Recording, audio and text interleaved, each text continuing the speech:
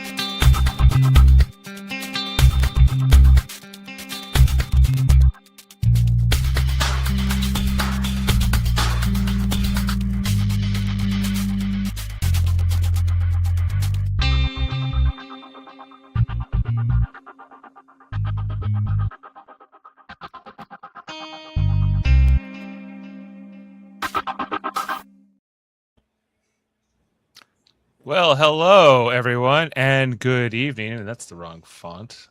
Where's my Firefly font? All right, here we go. What Firefly. a joke of a production this is. I know. All right. Firefly, Season 1, Episode 7, Jaynestown, first aired back in 2002. But here in 2026 on Live Long and Podcast, we're just getting started. Whether you're joining us live on YouTube, Twitch, Facebook, or catching the audio version wherever you get your podcasts, our mission to watch every episode of Firefly continues. I am your host, Dave Mader, and this week we head to Canton for one of the strangest, funniest, and most unexpectedly emotional episodes of the series so far. And we, of course, have our great top-tier panel to break down this run through the verse. Coming in first. Well, who do I start with tonight? Dave.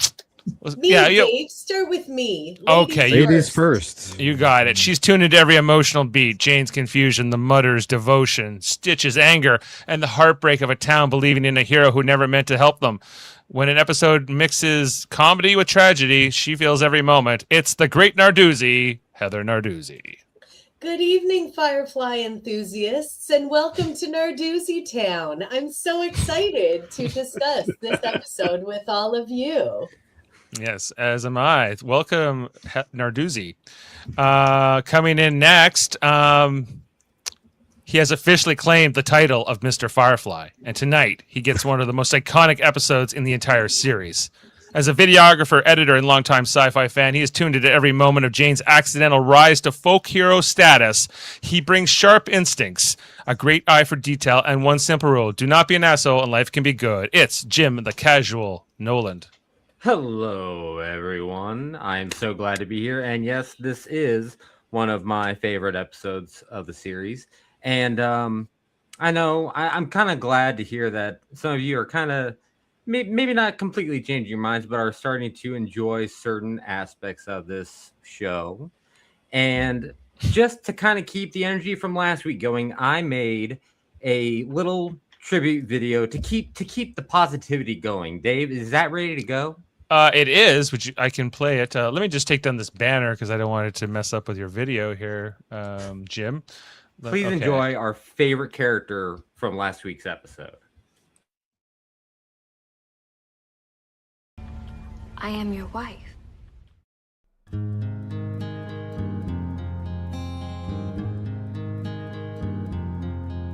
I like big butts, I cannot lie. You other brothers can't deny. When around things in your face, you get sprung. When a girl walks in, you pull up tough, 'cause you notice that her butt was stuffed. My homeboys tried to warn me so horny. I seen her dancing, to hell with romancing. Baby got back, oh baby got back. It's the first time, darling. I think you should be gentle with me. I regret nothing. All right, thanks, Jim. Jim, Although that was a great video, and may I say, I have never heard that version of Baby Got Back sung to the tune of Hallelujah before. Bravo. Excellent. Oh. Although, like, does Christina Hendricks have it's not a big butt, is it? Like, Big enough for me. all right, big enough for Jim. Thank you, Mr. We don't Firefly. butt shame on this show. No, we don't butt shame. This just in. Dave Mader says Christina Hendricks has an inadequate butt. I don't know. I'm not saying it's inadequate. Okay, well, I'm not qualified to speak to such So things. remember to send all your hate mail to Dave at. Yeah. Next up, the podcaster formerly known as Mr. Firefly. That crown has officially passed to a more worthy Thank candidate. God. But he secretly wants you to know that he is still the biggest Firefly fanboy you will ever meet. He is at the engineer's chair tonight, questioning every choice Jayne makes, every smuggling move Mal attempts, and every risky step the crew takes in Canton. He is ready to analyze the landlock, the clay operation, and Jayne's attempt to hide a gun under medical tape. If there's a flaw in the plan, he is calling it out. Jody Simpson, everyone. Dave, you know me, formerly known as Mr. Firefly. I'm honored that I could be part of the line that is going to represent this, and now we have Jim being the ultimate of that. So I can't wait. He has claimed the mantle. He has taken the belt from you, and I don't know if you're getting it. I'm okay with that. Yes, I thought so. Welcome, Jody. Also with us, we got the man tuned into the moral dilemmas. What makes a hero? What makes a villain? What happens when a lie becomes a symbol people depend on? When principle collides with survival? He's got thoughts. Kevin Millard. You ready for this? I'm ready. I think this was pretty good, this episode. I can't bad. believe it. Okay, I don't know what kind of crazy fucking world we're living in right now, but I'm done. All right? All I'm right. just done. It must have been the smoke. I don't know what the hell's going on. Cats and dogs living together, mass hysteria. What's course. that I hear? Is Kevin the new Mr. Firefly? 3 more episodes like this, and I'll Wow. gladly take that mantle. I All worked right. hard for that title, damn it. Well, you got to have Wow. to keep it there, Jim, but your video I probably will. helped. I'm No hot one on can your take heels that now. from you, Is it Jim. possible that Earned it. Kevin will have a higher score this episode than anyone else on the panel? Let's Stay not tuned for get the ratings. crazy. Look in the time index if you're watching in the future. Of course, he's also with us, following the money, the motives, and the economics of the frontier, the clay trade, the magistrate's corruption, and the desperation of the mutters. If someone is hiding the real story, he has already found the leak. Adam Woodward. Hey guys. So I don't know what my rating was last week, but based on that video that we just saw, I'd probably put it up a point. But As you should. Kevin, I have done my job. I was actually prepared to like 3 weeks ago when I had watched this episode to talk about it and say that I actually enjoyed it. So here I am. He enjoyed it, everyone. Get ready for Adam's full take of this episode. Yes. And Thank you, mislabeled episodes. You've done well. Thank you. And rounding out our panel tonight, the man tracking the strategic fallout, the politics of Canton, the magistrate's control, the Mutters' rebellion, and the consequences of Jayne's past actions. If there's a power shift brewing, he's already mapping the fault lines. Jeff Mader, everyone. He's muted. He's a You're quiet on mute, man. Jeff. He's a dream mater, the quiet one. No. Haven't found it yet. Nothing. All right. Well, you know what?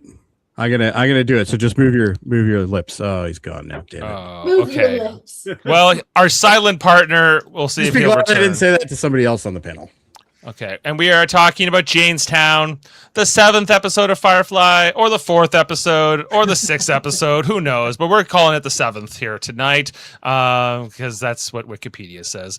It aired on October 18th, 2002, written by Ben Edlund, who wrote a ton of Supernatural episodes and some other things as well, and directed by James Conter. And returning to a moon where he ran into some serious trouble years ago, Jayne discovers that he's become a local folk legend. Mal decides to use this entertaining distraction to complete a job, but some unfinished business may derail his plans. So, yeah, that's mostly it. Oh, is he back? Let's find out. Jeff Mader. Jeff Mader. That's still a no. No. Did you plug the mic in? Next time, pay the phone bill. No. I think Jody is amazing. Jody, he's got his That's shit definitely together. Jeff's voice. Yeah. Yeah, it's That is what surprisingly it sounds accurate. like, yes. You know what? I'm known for my vocal amazing impressions. Yeah, maybe this view will look better. Yeah, let's go with this one. Okay, so No one can hear me. This sucks. we'll check in with Jeff if he ever gets his mic. If he ever figures it out, yeah. He No. might not. You know what? We're gonna have to start some pledges for him. Mm-hmm. Yeah. Okay. I would like to add that I thought this was pretty good too. Had some emotional stuff to it. I thought that the song was pretty fun. Of course you would. In particular. The song is really popular.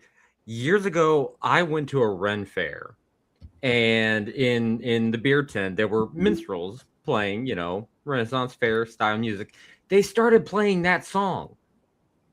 They started playing the song. Here, let's have a listen to it. I got a couple. It isn't the main theme because that would suck. No. This should have been the theme of Firefly, not that That's crappy song that Joss Whedon wrote. This was much better. Let's not talk too crazy here. Like, come on, roll the credits, everyone. James, the man they call James. He robbed from the rich and he gave to the poor. Stood We're up to gonna the get a man copyright and 'cause he Fox gave him still what owns for. Our it. love for him now. They're You not done? coming after us. All right. I love how already you know- always need to point out copyright to me, Jody. It's I already know what my next video Like- project's going I to like just I don't- wouldn't know this. I don't want to die. You know I don't what? wanna Do be- they kill people for playing songs on YouTube? Hey, you never know. Yeah. MPAA, that's a crazy bunch. Yeah, right. Okay. So, anyway, but I thought it was a fun song. I don't know who wrote it. But maybe we'll get It to was that a in fun fun song. facts. But yeah, it was good. I thought, I thought in terms of I thought that the Jayne character before this episode has been kind of maybe the weakest of all the cast. So I thought that it was nice that they He's gave just him. Yeah, he's normally just a dumb goon, right? He's more than even just dumb. He's at times has been somewhat menacing, and right out bad. But I thought that they did some interesting thing here, gave him some humanity in this episode. So I enjoyed that part, and I thought that the B plot, if you can call it that, with River and Shepherd there, that was awful. For me, I thought I'm finding a lot of these her ripping apart the Bible and saying it doesn't make any sense. Of course. Well, that's that was bad. fine. Yeah, That was great. I liked also how she's like, statistically, you couldn't do this. You'd have to do it this way. And it's like, oh, when she was talking Yeah. about the But animals. the story itself pretty weak. Yeah. and I guess the other storylines with Anara, but which is better. Which is than barely a storyline, but it is. Okay. Here we go. If we're going on this trend, I do have one criticism of this episode, and it has to do with that storyline. When you're from a writing perspective, clearly there's a correlation between Jayne kind of growing up and realizing the choices he's made in his life and maturing because of it, like the realization at the end of it. And then you have the boy maturing as well, and then making his own decision at the end of the episode. But it's very, very truncated. If it had been a bit more of like a 50-50 where they're kind of like growing character-wise at the same time throughout the episode, like if the boy was more involved with the plot and like becoming his own man type of thing, it would have hit quite a bit harder. Because Maybe. think at the very end, it's like it's supposed to be, Jayne's, had a bit of a moment of insight into his life because of the ending and what happens and the crowd around him, and realizing, his impact on other people.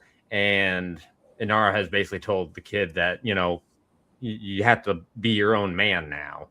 If it was a bit more involved than just him using the power he already had available to him to, help the heroes at the very, very tail end of it.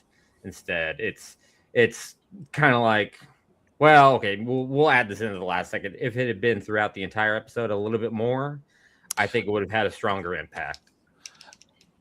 You're talking about the Inara beats. Yeah. Like, it's fine because what gets them off the planet, I guess, at the end, and that's mainly why it's there. Yeah. In the storyline, I think that I think you could have cut all of the River and Shepherd stuff from the episode. Would have made no difference whatsoever.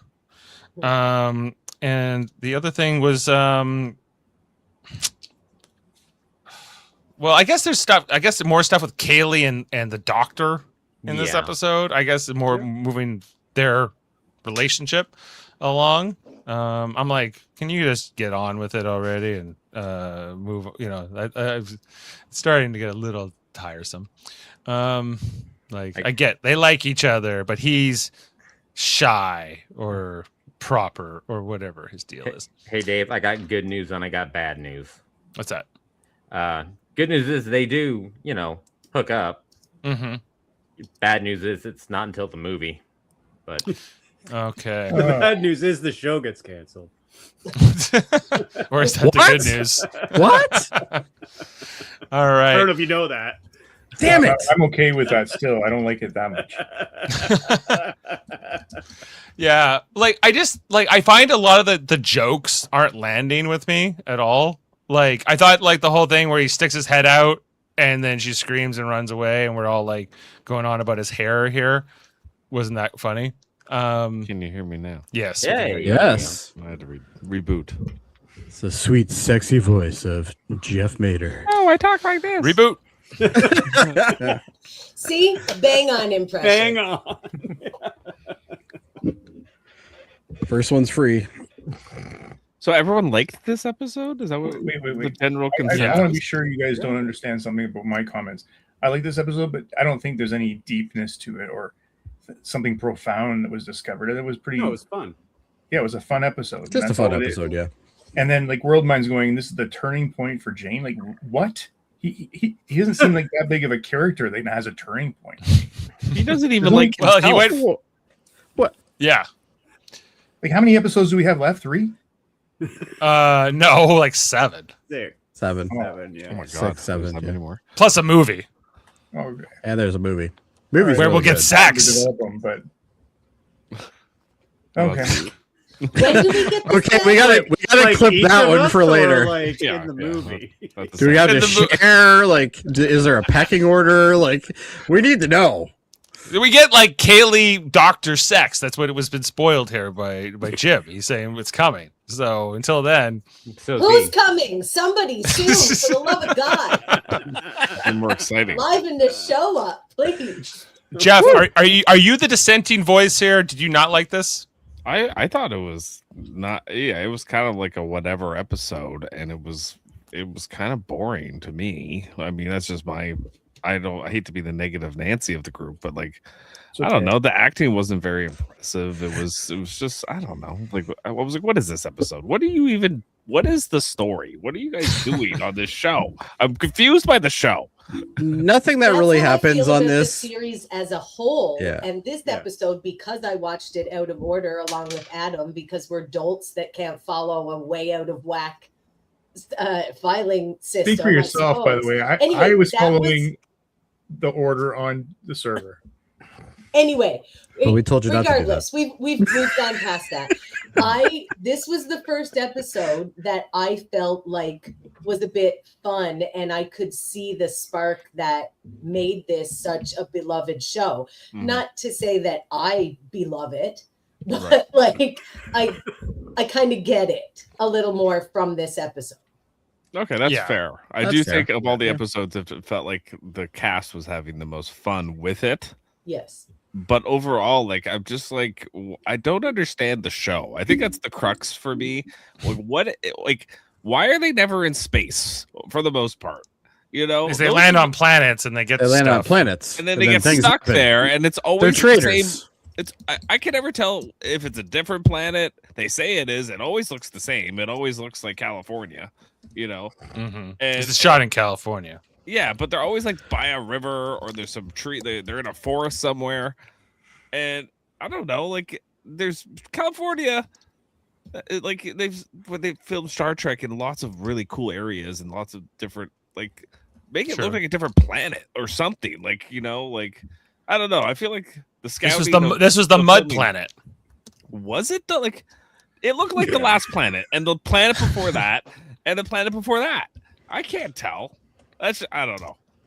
Yeah, that's just me. I'm confused by the show and what they're trying to accomplish with their narrative. They're definitely not exploring.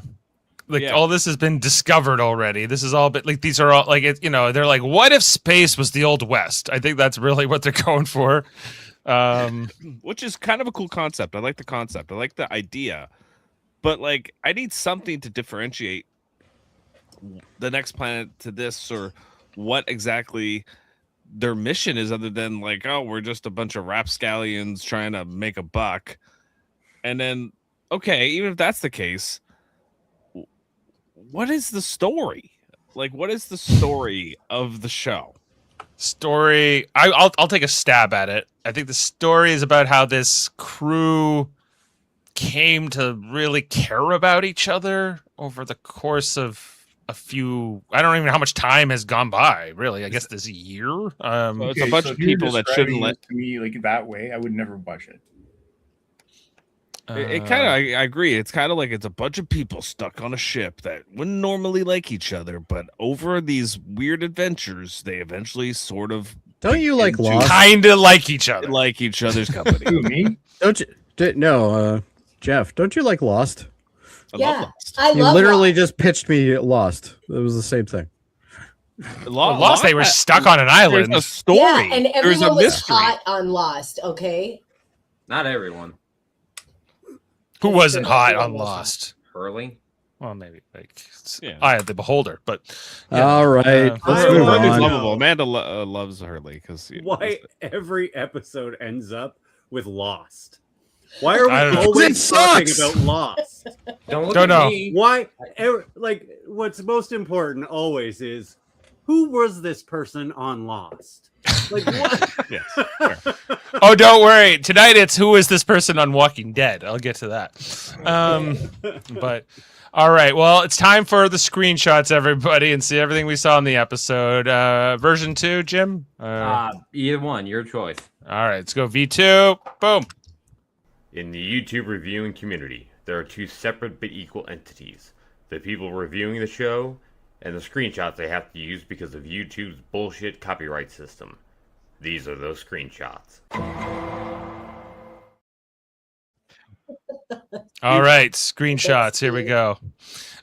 So we start this episode off with Kaylee and Simon talking about swearing, and that he claiming he does swear, but she never hears him swear, and their banter back and forth because he's a rich boy and he's very proper and he likes to be polite. And Kaylee's clean for once. Yes. And then who goes by but Inara, who's on her way to her next appointment. Gorgeous. Yeah, looking good.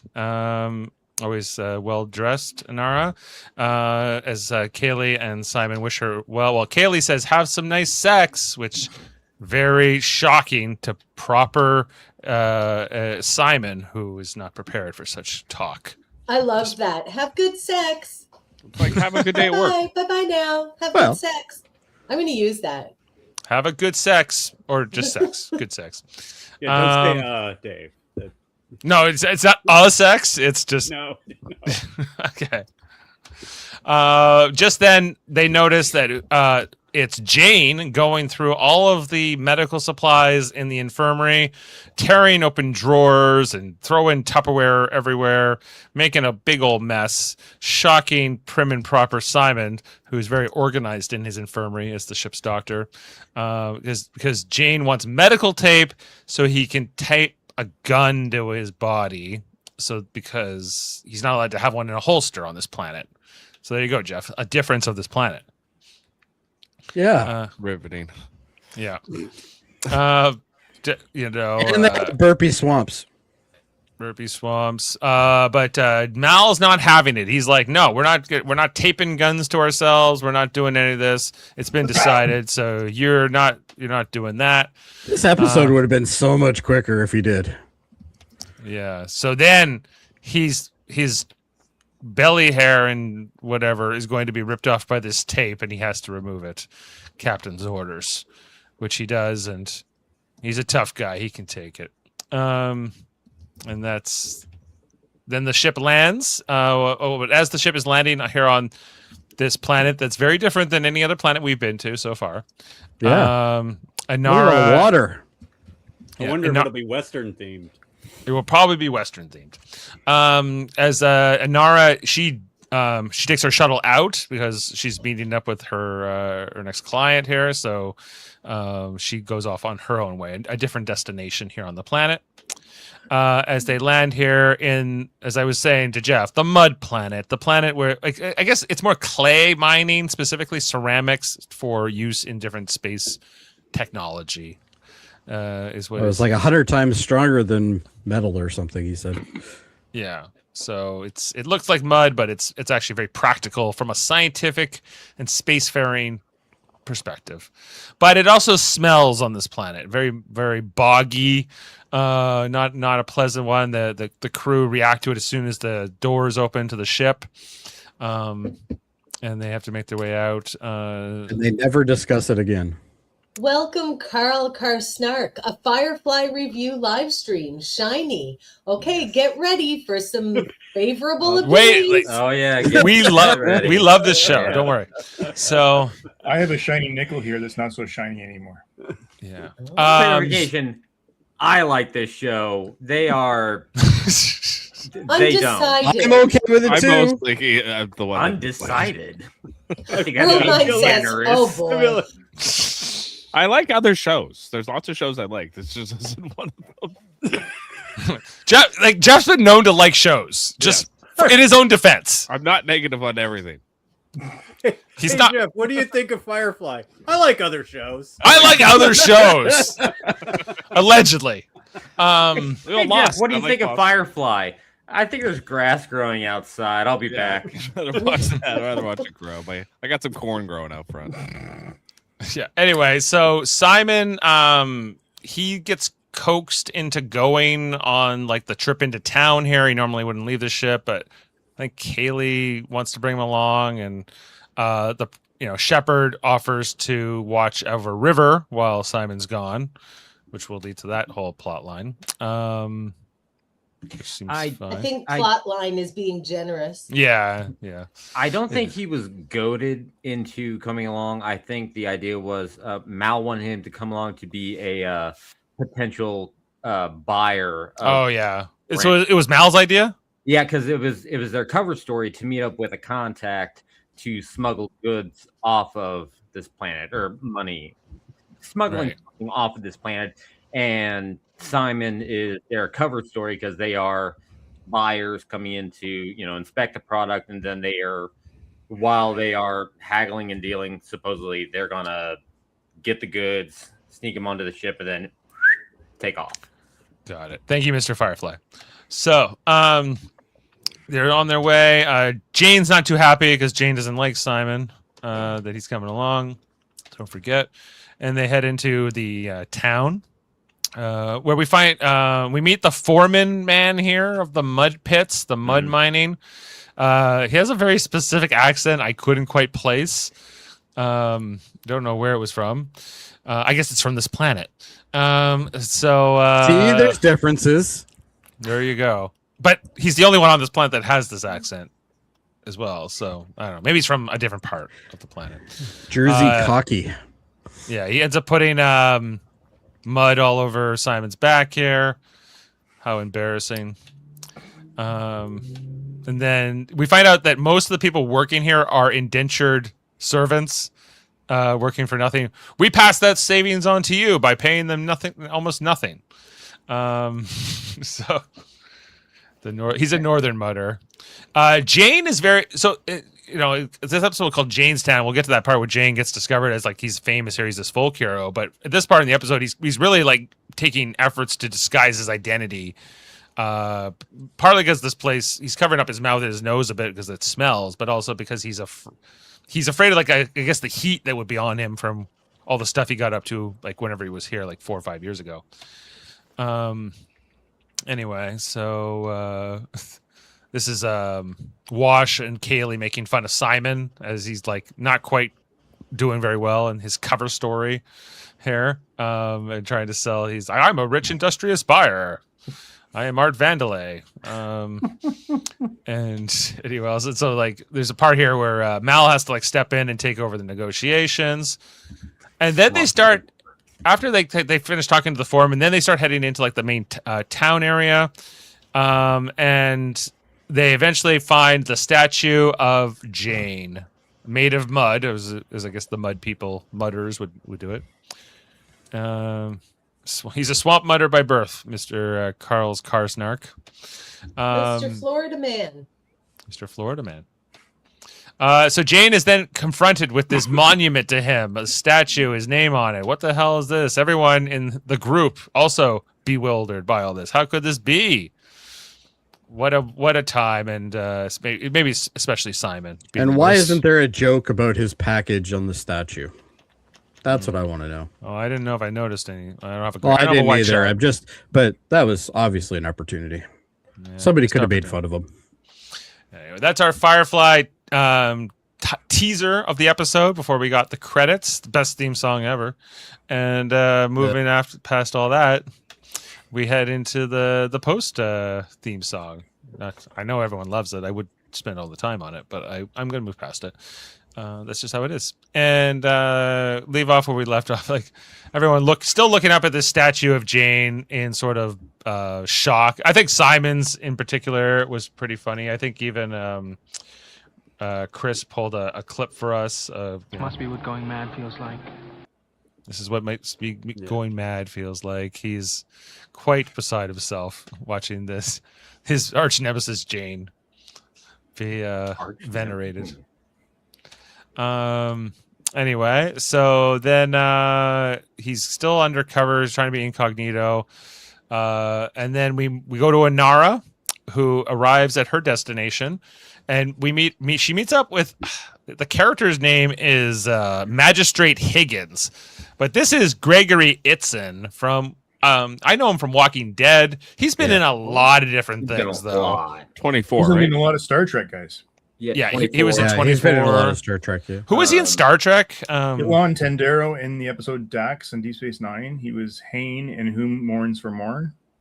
He was Hane. That's right. He was. Yeah. Oh yeah. Okay. Yeah, he didn't have Voyager. He was Dr. Dissek in Critical Care. And then our favorite Enterprise. He was Sopek in Shadows of Pajem and Admiral Black in The Mirror Darkly Part 2. He's done a lot of Star Trek. I think he was the best part of the episode. And he was a president in 24, which he played a great role in that. 24. He was the best. Kiefer Sutherland. And he was in. He was in like I want to say like Face Off or something else I saw recently. I got rewatched like back from the day. He recently passed away too. Is he? Did he pass away? Yeah. Oh yeah, he did. Oh, 4 years ago. And Star Trek nerds too. Yes, we are. Yeah. Anyway, yeah. So he's passed away. I didn't even realize that. Huh. Anyway, You're currently tuned into Live Long and Podcast. Pretty sure this has something to do with Star Trek as well. Yeah. Anyway, so you get this impression that Inara's here to meet with him, and for this opening scene, he's kind of nice-ish, kisses her hand and everything else, but we'll find out that she's not here to meet with him directly. As she, this different residence. No, her loser son that has to pay for it. Yeah, I guess so. There's no shame in paying for sex, Jody. Sex work is real work. Well, I agree, but It's kind of loser that your dad makes you do it, though. That's loser for the dad, not the kid. Yeah. Over to Shepard and River. River is ripping up Shepard's Bible and fixing all the contradictions and everything else in it, which most stable thing she's ever done on the show. Yeah, I guess she just crossed out passages, move things around, rip them out. And, Yeah, she's like, this should have happened over here. I just love it. I'm fixing it. Yeah, but it doesn't make any sense. Yeah, I mean, and Shepard says, you're supposed to let the Bible fix you. You don't fix the Bible. And she's like, no, that's not how it works. Yeah. You don't fix the Bible. It's broken. It doesn't make sense. So true. That's a great. Can anybody hear that? Pull. Yeah, I can hear it. Quiet. just like It's people who quiet. don't like Firefly. That's right.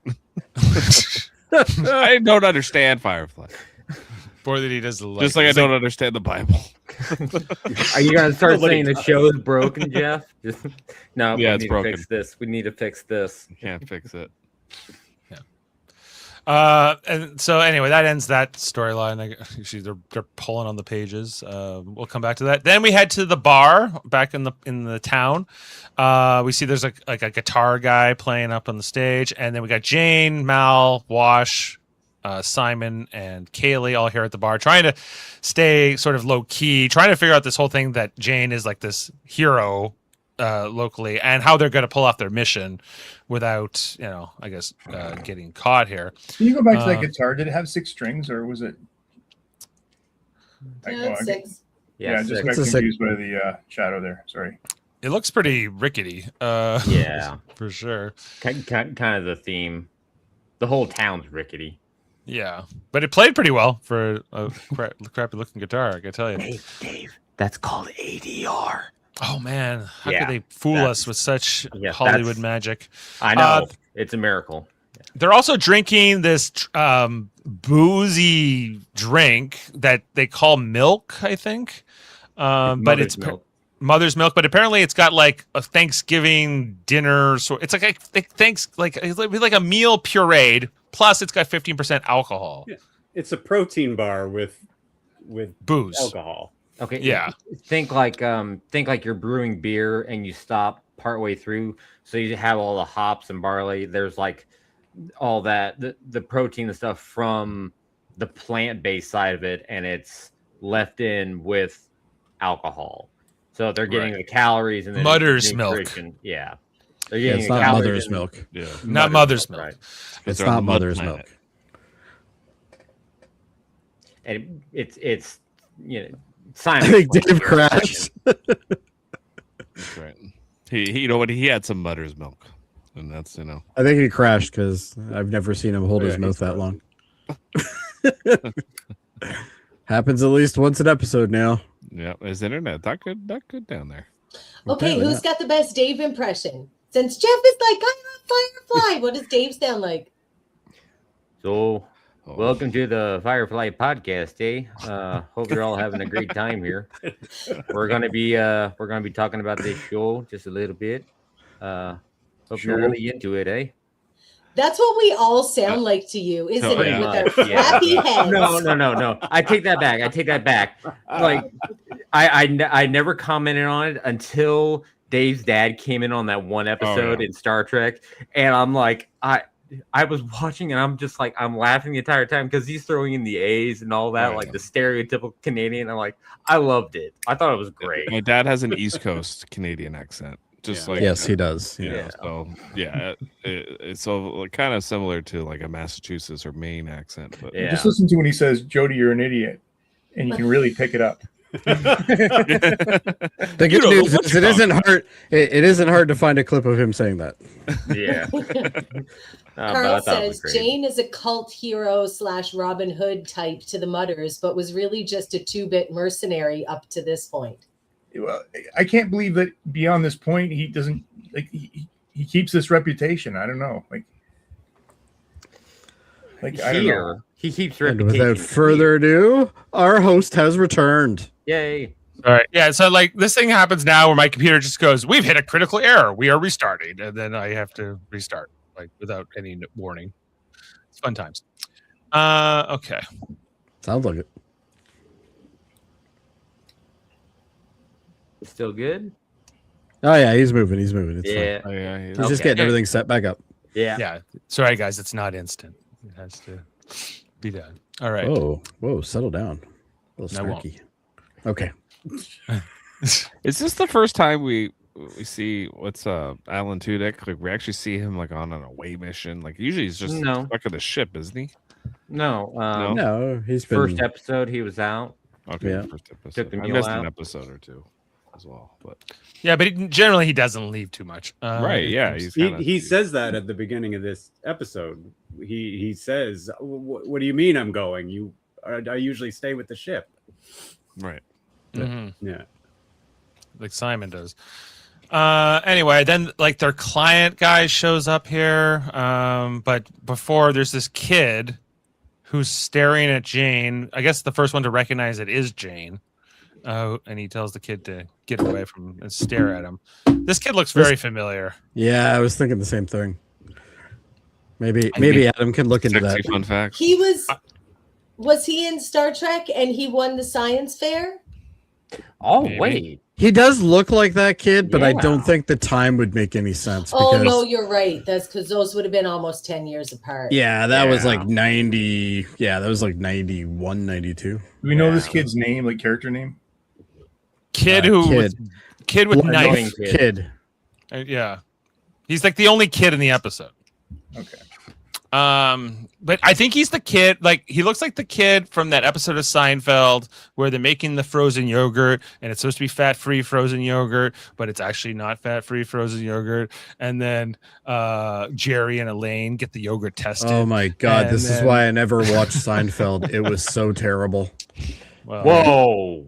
Yeah, it was. no. No. Don't even we get got me some- started on how stupid that is. We got a couple Seinfeld haters on this panel. Keep your mouth shut, Jim. I Keep am- your Oh, mouth let's shut. talk about the current show that we hate, not Oh, why diapers. not? Why not? It's like the episode name, even. Is that Billy Joel? It's not Billy Joel. It does look like Billy Joel, though. Thin Billy Joel.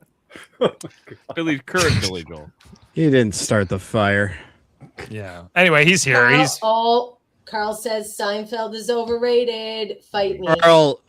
Carl knows, man. Carl, He I love gets you. it. Welcome to the pod. Carry on, everyone. Jody, Yes, I'm with indeed. you, by the way, on that. We've never chatted about that. I hate Seinfeld. Well, Anyway, let's move on. I am not with you all, and I like Seinfeld. So you Thank you, Dave. Yeah, you like I Seinfeld also don't five. like it, and I can't wait to review it. Dave, why Yeah, let's do it every Monday night. It's always you and me, Dave. Every time. Yeah. I like All right. Seinfeld. I bought I believe they call that the people on the wrong. I think that's what it is. Yeah. Okay. The that's- man they call Jayne is the song that gets played here at this part of the episode as the man is singing throughout the man Jayne notices. It is not the bare naked ladies version. It is not. Catchy song. This man, although I didn't like his hat, the guitar player, but you know, they're going here, and then he's trying to tell the story about like what did he do all those years ago, how he dropped cargo in order to escape, and he ended up dropping the money all over the townspeople, and they all got Onto to like keep a poor farm, yeah. yeah, so that's why he's like the hero, because these people don't make any money. They basically are slaves. But in reality, So- he was saving his own ass. in reality, yes. So, but it's all about taking from the rich and giving to the The poor. far away shots kind of look like Steve Irwin. Yes, Steve Irwin with a guitar. And a Rest in mud hat. peace, Steve Irwin. All right. Yeah. Anyway, so everything. going Anyway, on here's here. Wonderwall. Where's Wonderwall?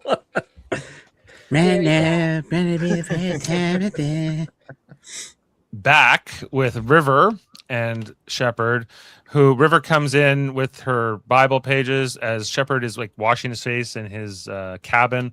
And as she looks up, she sees the big hair not tied back, which is scary. And River runs away in fear. And Shepherd's confused. The more think I rewatch this show, though, the more I realize how Summer Cloud doesn't actually know how to act, and she's just kind of there. Well, Bugs they me don't a bit. give her anything to do anything with. Well, this is true. They do later, but Yeah. Anyway, that hair. I didn't find it, but it wasn't making me laugh. Like, I don't know. Like, it was just like, okay, he's got big hair. She's scared of it. Whatever. Moving on.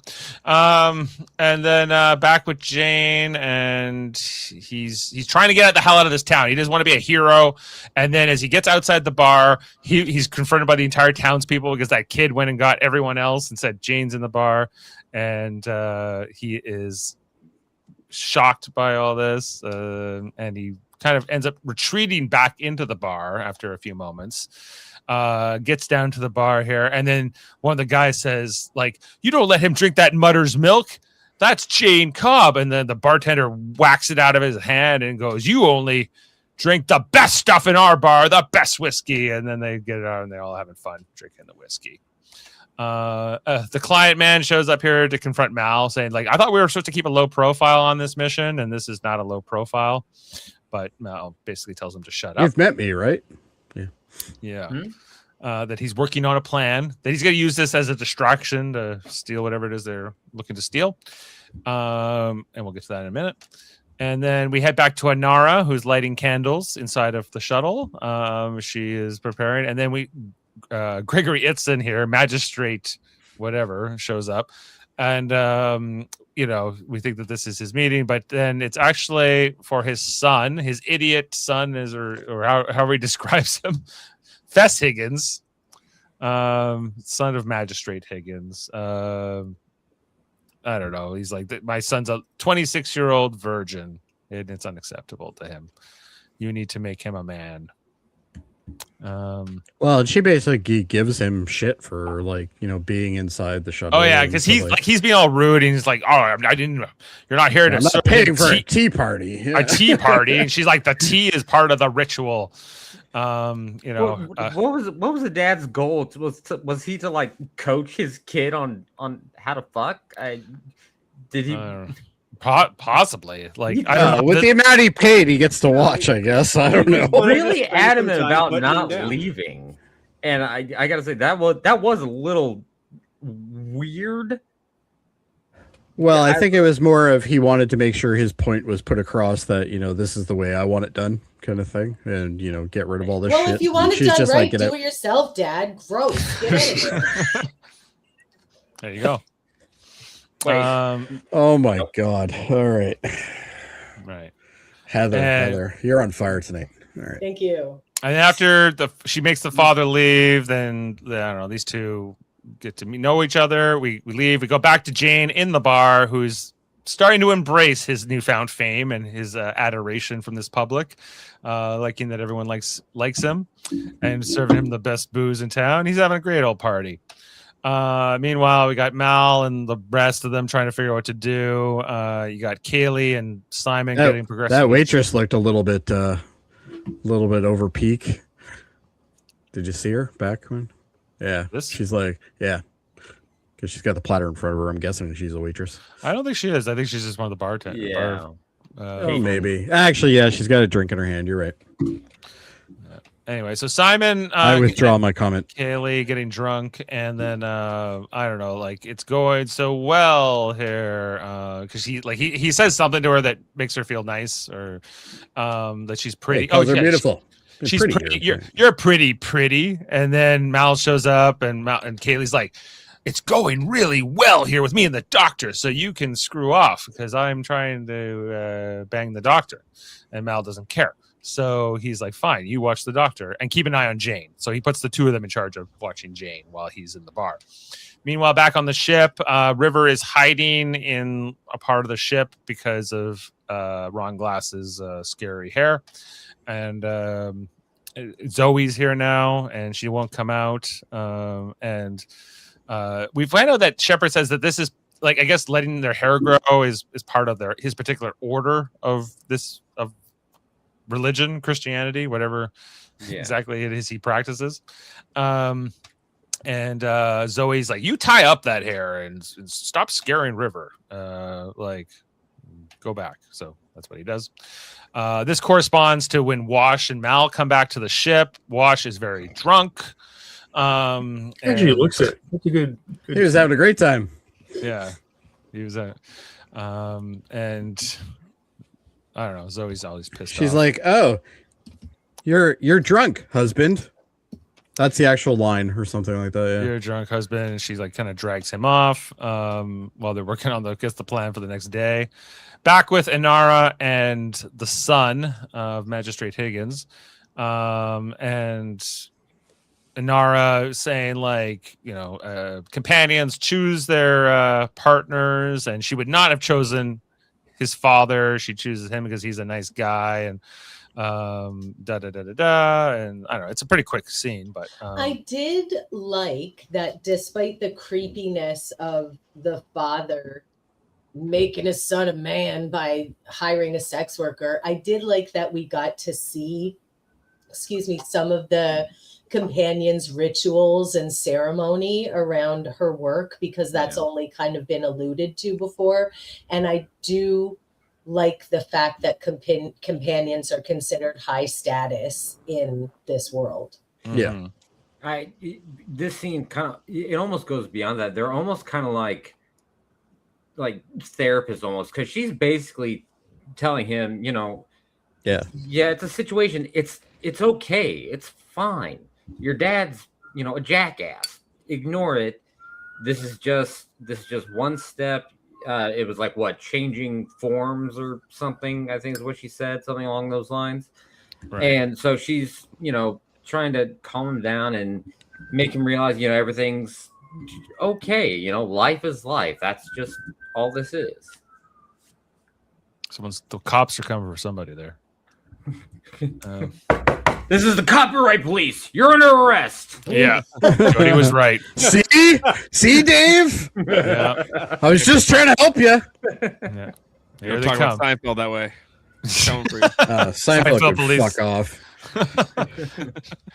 Okay, and then we're back in the bar with Jayne, and he's talking to the people, and they talk about how when they first banned his statue or whatever, when they made it after he dropped all that money, that they had a riot for him, and Jayne is very touched by this display of violence. He's like, you would have a riot in my name? What could be a higher compliment to Jayne than this? And he's very happy. I take that as a compliment. If somebody if some people started a riot in my name, that's pretty freaking awesome.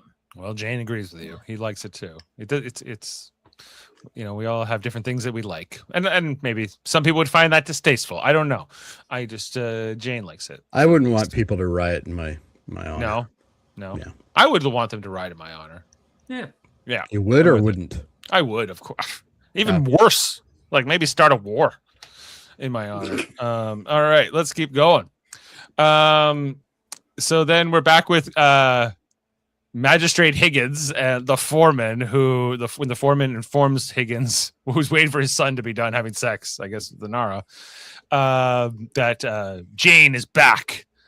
Jayne, the man who humiliated him and gave that money to those mutters, and then he didn't take it back. So we see the Magistrate Higgins makes his way out to these hot boxes that are over the river where they've been keeping this person, and they open it up, and we find out that this guy has been in the box for 4 years since Jayne was here. And this was Jayne's partner at the time. I believe his name is Stitch. Yeah. And he's being offered basically a chance. We'll release you if you go kill Jayne. And so that's basically what's negotiated here. And we'll come back to that. As it's the next morning here in the bar, you got Simon and Kaylee who have fallen asleep together, but not in a sexual way per se. It's cute. Yeah. It's wholesome. It's right up Simon's alley, which is they're found by Mal, and then they're woken up, and Simon has this need to apologize. He's like, I would never do anything inappropriate with Kaylee, and which ends up pissing off Kaylee more than anything. What do you mean with me? You would never go with me. What's so bad about me, right? And Mal doesn't care about any of this. He just wants to get on with whatever he's doing next. Jayne comes down with the lady he spent the night with, singing the song, still riding high, as he's being called by Mal. And I love how instead of singing it with his name, he sings it as me. Yeah, I love that. That was good. Yeah. Anyway, so then Simon's gonna come with them, but then they tell Simon to stay behind. for no reason. Kaylee tells him to stay behind. Yeah, because she's pretty pissed at that comment. So he's meant to stay here and order breakfast for himself. So that's fun. And he asked for a menu, but they maybe don't have one. Back with Inara and the magistrate's son, talking about how he would feel different after losing virginity, and he doesn't think he does. And I don't know, like, I know I'm yada yada in it, but I'm moving past this one. That's okay. Yeah, it's fine. Just then, there's a knock on the door. The magistrate's son is being called out. Well, he's being summoned. Back with Jayne and Mal and Kaylee back in town. Jayne says he's not sure about using these people to pull off their mission, using this as a distraction. He doesn't know how he feels about the morality of it. A little bit out of character for Jayne, but he's starting to, develop a bit of a soft spot for these people. They adore him, so now he cares. Then we got Wash and Zoe. They roll up on the rover thing, and Zoe's just like, "Oh, is that Jayne Cobb, the great Jayne Cobb?" And she's just like making fun of him the whole time. And I don't know. It was a fun moment. As they're just completely making fun of him, and this whole thing they find ridiculous. And then they leave him. He doesn't go with them, right? For this part, he stays behind because they go looking basically for the treasure or whatever it is that they're here to get, which is going to be my next question. Because they find whatever this is, and I'm like, what is this? It's camouflage. This is like, we're not meant to know what this is? There's a box under this. No, it's underneath it. It's like a cover. It's the money is hidden because but the actual stuff of what they're shipping, no, we don't know. Yeah, but you see it later on. They're like two large plates that it looks like they have it almost looks like with the only shot that they have, they're like plates of bronze is what it looks like in the shot, but they're like two steel plates, like stretcher board long, and it looks like it's like plates of bronze inside of it. I don't think it's ever said exactly what it is, but it's under the rock. Cargo. But they have to hide this, like that. That's like why? Like why would any if they just because it's obviously valuable, somebody will take it. Mm-hmm. I guess I don't know. It doesn't make any sense. I'm with Jeff. The show doesn't make sense sometimes. So it's the lost scripts to season 2. There you go. Okay, then we're back with Inara and the magistrate's son, and magistrate's son starts talking about, this man who was here years ago, and he tried to give money to the poor and everything else, and he must have arrived yesterday. And she goes, "Oh, you mean?" She believes that he thinks it's Mal, right? Yeah. She's like, I know this man, and then he goes, "You know Jayne Cobb?" And she's like, "Jayne Cobb? Like, what are you talking about?" Who she also knows, but she would not. That line right there. Even I have to call this one out. Has Mal done anything to warrant folk hero status? He did win a duel against that swordsman guy. But I also think it's supposed to show how much she actually adores Mal. Yeah, I know, but that's the point of it. But why would she immediately assume it's Mal? Because in her head, Mal is the hero. Mal's the hero. She doesn't think it could be Wash or somebody like that. Wash ain't the hero. Or even Shepard. Why can't Shepard be the hero? None of them are. Yeah. They're not captain. Yeah. So it's about being the captain. Yeah. About the power. The power and the glory forever and ever. So we then, I don't know, transition away from this. We head to Simon having breakfast in the tavern, the saloon. It doesn't look very good. It's like bean paste or something. Anyway, but just then Stitch, Jayne's old partner, comes in and he starts beating the hell out of Simon, throwing him around, and gotta cut his eye out. Now, if this guy must have been one tough SOB, if he was in a hot box for 4 years, could not even move, and he comes out and he's able to beat the hell out of this guy pretty effectively. He should probably be have atrophy, and be a little weakened. But hey, He's not gonna let TV, it. man. We don't have time for that. All I saw Yeah. when I saw this character, I was like, he looks like Will Forte when he played MacGruber. Like that's what he looks like. That's all I could think. I think when he looks saw like him. Kurt Russell. Yeah, Kind of like Kurt Russell, yeah. He's played by Kevin Gage, who was best known for his role in the crime film Heat, in which he portrayed the murderous rogue criminal Winegrow. Oh, okay. That wasn't a very big part, but I guess that's what he's most known for. That, not for this. Well, it's a big movie. Yeah, it is a big movie. Yeah. This is a big show, guys. Let's remember. So, anyway, but Simon manages to hit him with like a thing, and he gets cut, and then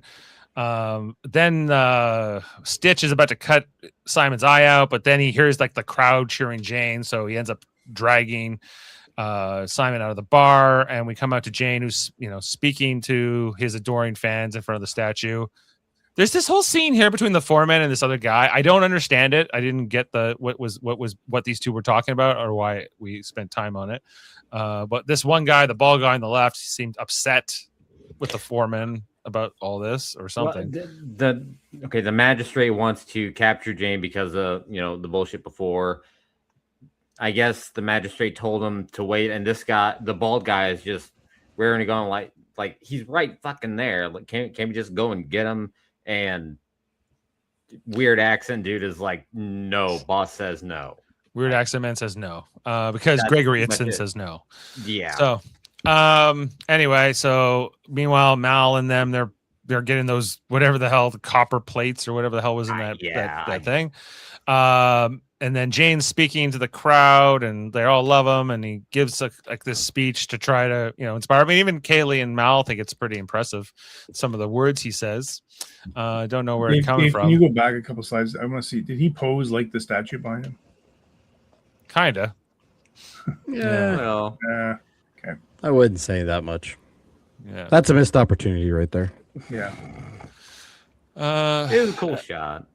Yeah, maybe a little more there. But anyway, just then the whole thing gets interrupted by Stitch, who's got Simon at gunpoint, and he drops Simon on the ground, and he tells the story about how Jayne left him here 4 years ago and dumped the money in the cargo and everybody else, and I don't know. He says, and I found your one of your guys, Simon, here, and he goes, he's not my guy. I don't care if you kill him, basically. Which Kaylee then picks him up. Eventually, there's this fight here between Stitch and Jayne. There's this one part where it seems like Mal's maybe going to flank Stitch, but he gets Stitch. Even though Stitch only has one eye, he's pretty good at catching Mal sneaking up on him.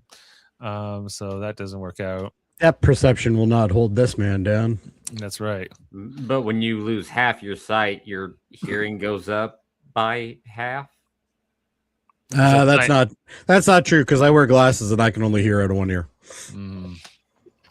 I think that's a bit of a myth. But the math ain't math, and I get it.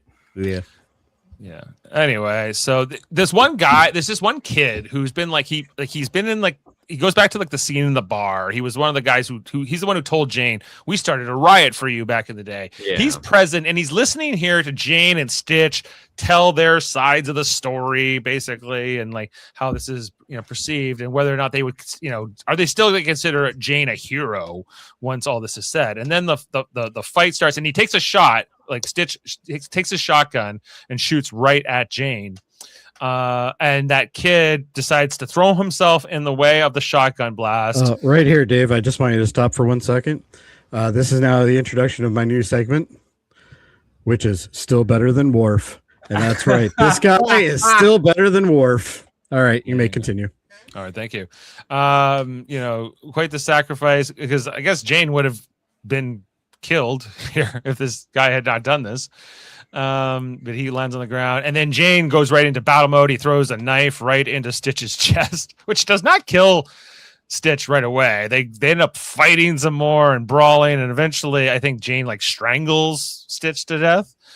It was pretty high for a heart shot though, so I think he would live for a while. Yeah, it was dead center, right? So It did not look. I would not want to get a knife in that part of It's my like almost chest. near the shoulder. It's right in the middle. What? Oh, sorry. I'm looking at the Yeah. wrong thing. Yeah. Oh, yeah. No, that guy should be dead. Anyway, but eventually, Jayne does beat him in the fight, and then he notices that the kid who threw himself in the way of the shotgun blast is down. We can tell from Mal's face it's not good, and he turns him over to find him dead. And Jayne cannot reconcile why he would have done this, why he would sacrifice himself for Jayne. He's very upset by this whole thing because Jayne does not consider himself to be a good person, so he's very taken back by this. And meanwhile, that kid who may or may not have been in Seinfeld, he goes and gets the knife and brings it over to Jayne. Which then Jayne takes the knife from the kid and then he uses it to destroy the statue of himself because he doesn't want to be a statue. I'm gonna find this kid. Oh, sorry. He's not in Seinfeld. I already got it. Okay, I'll get it from you then. All right. So the statue's down. They head back into the ship. Jayne is very changed by this whole experience. Seemingly, he's very moved by it. Still, has got the knife. Wash is taking off the ship, and they find they're landlocked. Apparently, planets can do this. They can stop the Serenity from taking off just by hitting some kind of a button. That's another thing about this end. Like, we didn't even know this was possible. Yeah, like, we didn't know that they could just be like sprung the problem controls on us and then sprung the solution on us, like one right after the other. Right after they're locked, they can't leave. But don't worry, Inara, because she was friends with the magistrate's son, they get this whole thing released, and she goes, "Oh, good kid there. He helped me out." Back to him, and his father's furious with him. How could you do this? And he's like, "I guess you want to be a man, Dad. Look, I've helped the folk hero Jayne Cobb." I did like it. Looked like the dad was going to kill him. Yeah, like, it looked like he was going to strangle him. He kind of puts his arms up and he's like holding like the the side of the walls, and he's like, he got this kind of grump look on his face. Yeah. Yeah. Well, we don't actually know. He might have killed him right after that. Yeah, maybe. We'll never know. We'll never know. I don't think we're coming back to this planet. Anyway, and one that might look similar. Yeah, we will. It'll be similar. Yeah, it would look the same. Anyway, then we got the final scene here with River and Shepherd. Shepherd comes to say hi to her. She's going through it, but she basically says, "Keep walking. I don't want to talk to you with your big poofy hair." I'm not spending any more time on this.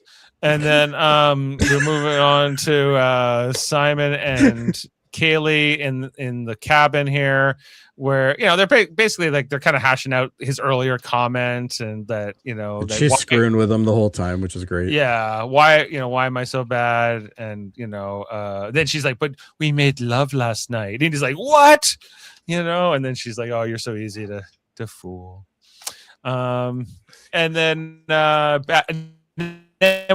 we have the final scene here, which is Mal and Jayne, as Mal goes to see Jayne, who's looking over like the car, and he is, he can't figure out, why would this kid sacrifice himself for me, And Mal says something to the effect of like, you were like the hero they kind of needed, like, it didn't really matter that you're not what this legend is.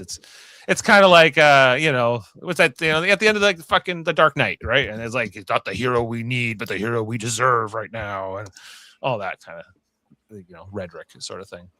And Jayne and Mal just kind of looking very pensive as we zoom out, and that is the end of our episode. So thank you, everyone. All right, well, it's time, everyone, for our next edition of Fun Facts with Adam. Are they sexy? Are they sexy? Let's get to it, everyone. Hit the music. Here's an interesting piece of trivia. The mold is then pumped full of a special white liquid. Oh, you know what I'm talking about. It's a special fluid that mommies and daddies create things with. It's liquid plastic.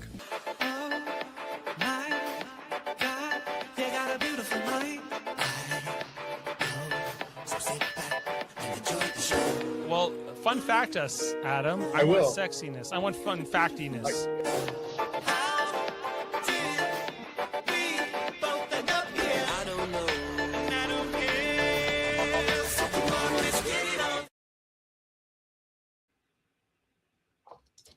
There you go. Okay, let's hit it, guys. So Daniel Bess, this is this kid's name that you guys wrote. Okay. In Seinfeld. He was not in Seinfeld. He was on a Good. bunch of TV. He's born in 1977 in Honolulu. He's an actor known for Munich, Snatched, and Not Another Teen Movie. Wow, great. You know, and I don't think I've seen any of those things. So It could have been worse. He could have been on Seinfeld. He was on in 18 episodes of 24. Was his longest duration on any show. Wow, that's still pretty good. However, there is a Star Trek connection. He's married to Linda Park. Since the kid. Yep. Oh, she. That kid grew up and married Linda Park. Yes, and he's a good-looking guy.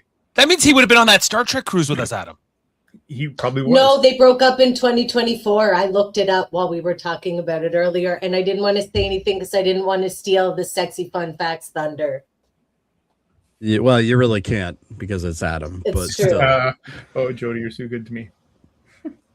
All right. I would like that framed, please. Yeah. Okay, guys. So about the last week, I did say we'd cover off one actor a week because there's really not a lot of fun facts on this show. So this week we're going to do Nathan Fillion. All right. All right. So this, basically, I didn't know this. He is deaf in his left ear. He lost his hearing in that ear in 1977. Fillion considers his time on Firefly to be the most fun he ever had in a TV series and uses it as a yardstick to compare his experiences on every other TV set or movie set. That's fair. He won a Best Actor award at the 2006 Sci-Fi Genre Awards for his portrayal of Captain Malcolm Reynolds. But by that time, the show had been off the air for 3 years. I wonder why he did that. Anyway. 4 years or 3 years after the fact, he won an award for it. Yep.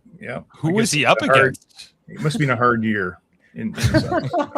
Oh, He was up against Lost and Seinfeld. He was born and raised in Edmonton. I'm sure you guys knew that. Yep. He wanted to be a high school drama teacher. In college, he majored in art and minored in drama while pursuing his acting career on the side. Wait, does that mean he's like an Oilers fan? Probably. Probably grew up watching Gretzky. Gross. Yeah, he would have, wouldn't he? He originally auditioned for the role of Angel for Josh Whedon's first television series, Buffy. However, he never met Josh Whedon until he auditioned for the part of Mal on Firefly. But he played a character on the last season of Buffy, didn't he? Caleb, I think. Was he like some kind of preacher man or something, or worked for a demon? Jim was explaining it to me, but yeah, but he probably wasn't on set while they were doing that episode. Oh, okay. So he doesn't need to be on set for everything, right? Well, yeah, I just think he would meet the actors that are on his show. Maybe he's the showrunner. Oh boy. Dave's son has just chimed in. Is there a beef between the Oilers and the Flames from Dad? Well, I didn't invent the rivalry, Eamon. Like it's the Flames and the Oilers. But your dad single-handedly is keeping it alive. No, it's not. It's the Battle of Alberta. It's not just me, but okay. Before Stan Katic was ultimately cast, he read with 125 actresses auditioning for the role of Kate, Beckett, and Castle. I guess he's persistent. Parents are, I've never met a Cookie before. Parents are Bob and Cookie Fillion, both of whom are retired English teachers. Cookie. Why not? Cookie with a C? With a C. It doesn't matter. If it was a K, it'd be Kooky. It'd be Cookie. And I that would still wrong. say Cookie. It's fine. I'm not sure why he did this, but in 1997 he became an American citizen. Hey. Yeah, why would you want to do that? It's always great to have at least one American on the panel so we can put most of our jokes on things. Again, punch to the soul because of Firefly. You guys are punching my American flag. What the hell, guys? Your other new name is now Token American. Tolkien American. Tolkien. I kind of like Tolkien American. I'm not changing it right now. I'll wait till next time. One of 4 actors from Firefly who voiced superheroes on Justice League. He voiced the Western-themed Vigilante, while Adam Baldwin voiced Hal Jordan, the Silver Age Green Lantern. Tim Torres voiced Vixen, and Marina Baccarin voiced Black Canary. There you go, Dave. Green Lantern. A Green Lantern reference. Well, what about Babylon 5? Was he on Babylon 5? No, but Probably here's not. another No, thing. we'll never know. No one will admit it. That's not a badge of honor, that show. Oh, is it ever? He's become friends with, oh my God. So he became an American, and then he's also friends with Justin Trudeau. I don't know what to say. Oh, that's a notch down. I mean, Yeah. That's a step back. Hey, Dave, are you on like any medication to deal with all the hate that you get between Babylon 5 and liking certain things that nobody else apparently He feeds likes? on it. I'm not insecure about it. He runs his own race. Yeah, I'm no, He's it's impervious. He just takes it. I know I'm right. I know I'm right, so it's okay. Okay, You know. that works. That works. Listen, Jim, I will let you know that in Canada, it is a sign of affection to rip on each other. It's not to be taken personally. I know. Yeah. But Dave, we really do think Babylon 5 is dumb. I have to tell you, stories there. Dave, I was going to share this later, but I have started watching Babylon 5. There you go. I'm You secretly traitor! watching it, and I'm loving it. I didn't say that. Yeah. How far did you get? Episode 1. Okay. Hey, that's Hold okay. on. That's fine. Yeah, that's fine. Yeah, How long, Learn anymore. how long before you turned it off? No, I watched the whole thing. The There whole you go. thing. Yes. It's pretty good, huh? No wonder Yeah. why you're so bitter when you Hey. show up now. That's like so angry. Hey, the adults are talking over here. Hang on a second. So, Dave, what do you think? What do you think of Delenn? The irony that an American says that to us. What do I think of what? Delenn. In what way? I'm Like- asking What- Adam what he thinks of Delenn. What the fuck does it matter? It's not even the podcast. These are fun facts about this show, and I'm All right, fine. I'll talk to you on the side. After party. After party. Yeah. Okay. Adam Baldwin admitted to swiping Jane's statue head as a souvenir after filming the episode. Later on, additional shots were needed for the episode, and the scene had to actually add the head back and then fix a crack around the neck. Oh, well, I guess that's got to mess with your head. Yep. The theme of this episode is faith. Shepherd books faith in the Bible fixes him. There have been many hints about he was once someone who knew a lot about crime, and not in a theoretical way. The Mudders have faith in Jayne, a criminal who they mythologized into a Robin Hood hero character. And just one final fact on this crazy flow of this show: Episode 5 is officially supposed to be safe, according to the official Firefly box set released in 2017. But Jaynestown is officially Episode 7 after Our Mrs. Reynolds, which was a much better episode. As this was going on, I have an opinion now. Tonight, I've actually downgraded my Just now? Yeah. Was that a segue for our ratings? Yes. Let's get right into it. Okay. Well, Hidden thank segue. you. We don't have a ratings video yet, right? Working on it. Working on it. Okay, Yeah. It's ratings time. Ratings. We're rating. We're spreading the score. We're doing stuff. All right, that's our song. All right, and we head in. Let's put a score on. I'll grab this and work it in later. Okay. You're not going to God, tune no. me for that. We need a ratings drop. We need a Yeah. sting. Okay, who wants to I'm start surprised we tonight even have viewers, quite honestly. for a rating on Jaynestown? Jeff, how about you first? I'm like a 4. Okay, 4 from Jeff. Jim the Casual. Definitely a 9. I like the character development in this. We actually get to see some emotion from Jayne, which is a nice change of pace. 9. If Hey, we're all can in I- the comments, When you say character development, do we actually get a character developed here? Yeah. Okay. a little bit, a little We'll bit. see. But does it hold? We'll see. We'll have to see. All right. Narduzzi. 7? 7 from Narduzzi. Kevin. 7.5, and that is a Firefly 10. That's a Firefly 10. That's a Firefly 10. That's as high as Kevin's going. Yeah. Agreed. I think this is as good. This is as good as the other episode I liked, which was Bushwhacked. So I'll go 8. Feels too high. 7.8 is what I'm doing. Okay, and Adam. So I said at the beginning I'm going to take my last week up to 7.5, and then give this a 6.5, please. Okay, I gotta go 7.9 because I thought this was better than Mrs. Reynolds. Okay, and then Jody, you were the final one. I'm gonna give it an 8. An 8 from Jody. Is this our highest rated episode I with think it Jeff, might the be. only dissenter? It's well, if you We're take out Jeff, updating- it probably would be. Let's have a look. No, Yeah, Jeff liked Bushwhack last week might too. So last week was our highest.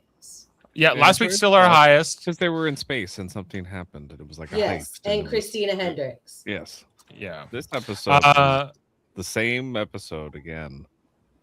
They're on a planet. There's a problem. There's mud on Solve this it. planet. You know, it's very different. This one had a song, so there's that. Anyway, Yeah. That song was is- actually taken from the Ballad of Jesse James. That's another fun fact. Worldwide wants to know how Jeff got a 4. Well, you see, Worldwide, I don't generally like this show. So Oh, hey, I looked this up earlier. Apparently, that song was Mark Gunn and the Bedlam Bards. Bedlam. I still like it better than Joss Whedon's theme song at the beginning. Yeah. Anyway, so then we're averaging 7.5 between the 8 of us voting here, and this has a 8.7 on IMDb. So it's pretty highly rated, with 5,800 views or votes there. So that covers our review of Jaynestown. Thanks if you're still. You with know us what's here. not going to have good ratings, Dave? What? What we're going to be doing on Thursday nights from now on. Oh, come on. This is it's going to be good.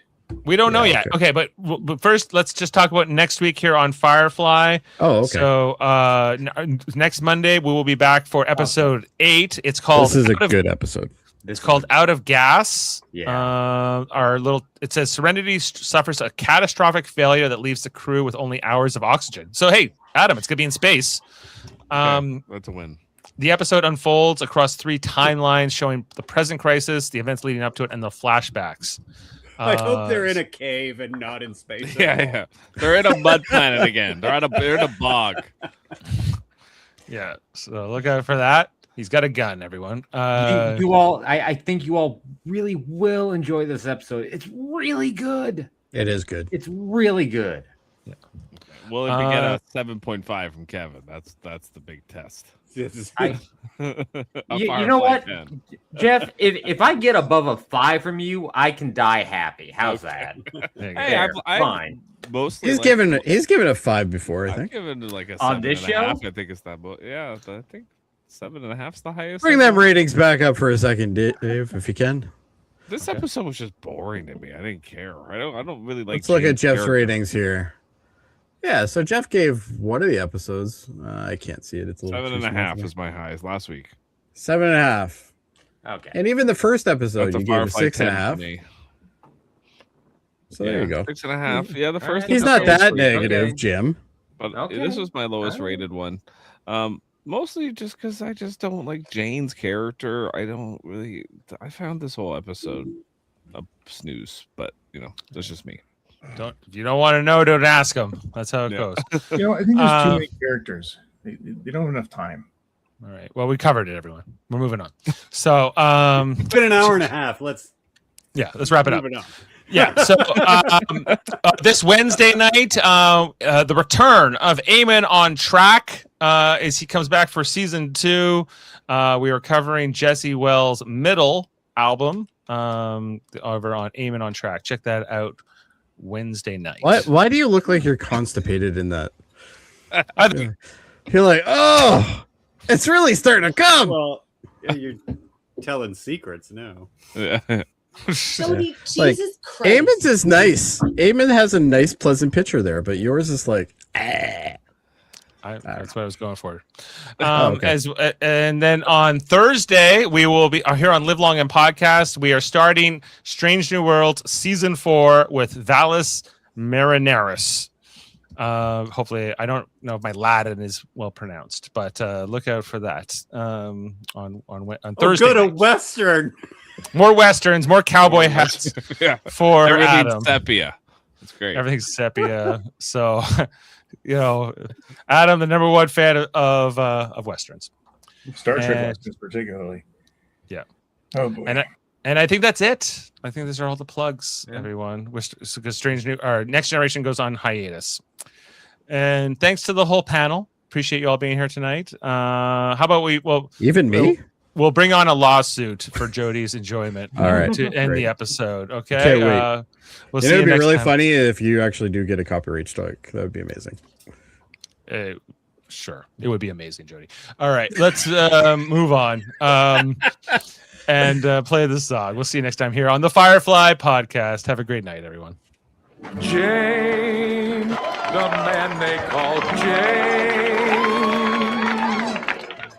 He robbed from the rich and he gave to the poor. Stood up to the man and he gave him what for. Our love for him now ain't hard to explain.